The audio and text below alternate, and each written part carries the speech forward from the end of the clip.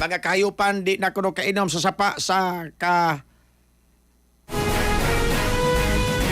Unsa man ning balita? Mga kahayupan di na kainom sa sapa sa kaabrahan.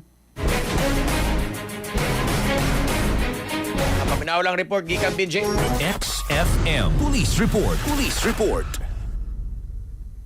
Pipila ka mga residente sa Barangay Bulaca, Bukirang Barangay sa lungsod sa Banhog, ang mintiyabaw na sa kapaita sa ilang sitwasyon sa kasamtangan. Kinihuman nga ang ilang mga kahayupan di na makainom sa sapa tungod sa kahugaw na ninikon ikumpara kanito.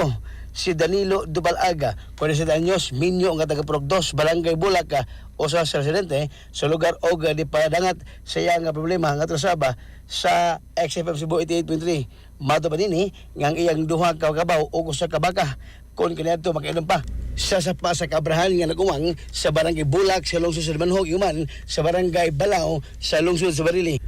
Kay mato panini kung paimong kini iyang kabaw og baka sa sapa posible mamatay kini ang iyang kabaw og baka sa pagkakaroon ang iyang ginabuhat magsagop na kini og tubig Dios gripo o sa MC Brady aron may painom sa iyang duha ka mga o kani utulog ka mga kahayupan nasiran nga mas dagong hago kaniya todo kaniadto ang balanon sa iyang tubig nga kapin o sa karos lang apan karon mabot na sa 300 kapin ay balanon nga kahatag og kahasol human mas bukat alang sa iyang sitwasyon. Reklamo nimo? Kini ra jud tubig ra jud. Kay Ay di mainom among kalabaw usa pa jud kanang ug nay samad mong kalabaw matay mong kalabaw palunang dia. balik gaso lang sugod nga medyo ang kaning tubig sa sapa din na minom sa imong kabaw. Ingong kang nga tuig na. Di na dyan na mainom na magpalunang ko ato na siya tubod mo nga dili maagig sa sapa. Usoy rason ka nang nagawa ng tubig diya kanang sa hugaw. Hugaw yun natin. Wala pa nang pigiri diya sa balaw. Dili na nani. Inaw kayo. Ay lang sa ganang pigiri ka. Usoy ka nang tao ng pigiri diya. Tao na dyan na. Usoy ka nang wasalay ka nang kuan, wasalay gisa sa ilang mga hugaw sa ilang mga baboy. Wala dyan na di kuan dyan ang hugaw sa mga baboy di pahabaha din sa sapa kay ibawan ko nga kaya ko na nidool kuno dia dili kuno kasulod kung nibawang ko Dili mo nangamuhi da nga mara medyo na problema sa kuan kaning kining dol-dol og bulak puro ron nga problema ubay-ubay mo. ubay jud media Ikaw lang mo niyo siguro. karon yun kuno musog na na mo diri sa barangay dol-dol. Okay. So asa may mong panawagan sa una sa tumayo?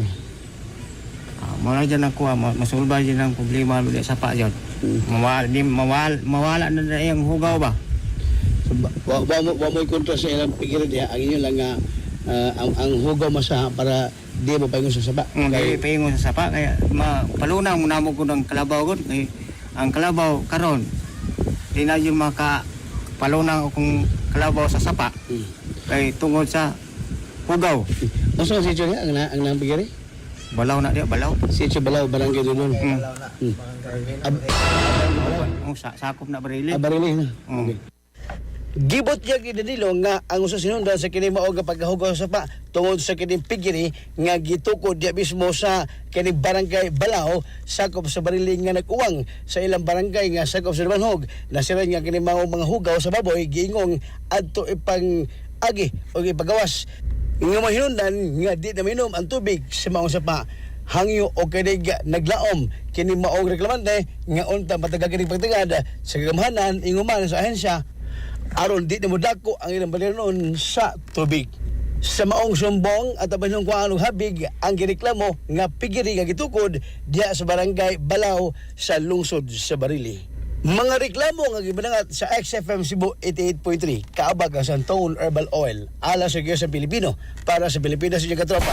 Banjit Dalisik, XFM XFM Report. Santone Plus Gold, mapalit sa mga butika sa inyong lugar.